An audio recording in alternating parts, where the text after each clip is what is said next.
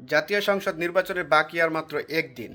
আপনার হাতে সময় আছে একদিন, আর এই নির্বাচনকে সামনে রেখে দেশের সকল কর্মসংস্থান ছুটি ঘোষণা করেছে। দেখলাম যে ঢাকাতে যারা জব করে, গার্মেন্টস সেক্টরিতে সকলে কিন্তু বাড়ির উদ্দেশ্যে যে নিজেদের ভোট প্রয়োগ করার জন্য। তাই আপনারা একটা কথা মাথায় রাখবেন যে আগামী সরকার যেই হোক না কেন, দেশের কল্যাণে যেন কাজ করতে পারে এবং যেন একটা সুস্থ নিরপেক্ষ এবং নির্বাচন হয়।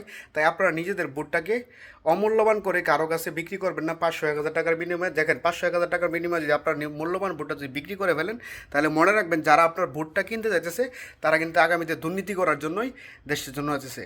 কারণ যারা ভোট কিনে তারা কিন্তু ভালো মানুষ না, আপনি এটা মাথায় রাখতে হবে। আর আমরা চাই যেন সাধারণ জনগণ একটা সুস্থ একটা নিরপেক্ষ নির্বাচক হোক, যে নির্বাচনে যে সরকারে আসুক আগামীতে যেন দেশের এবং দেশের মানুষের জন্য করোনা আসে। আর 50 জন ভাইদের প্রতি একটা দৃষ্টি আকর্ষণ করব, আপনারা সর্বোচ্চ চেষ্টা করে একটা সুন্দর এবং নিরপেক্ষ নির্বাচন আয়োজন করেন।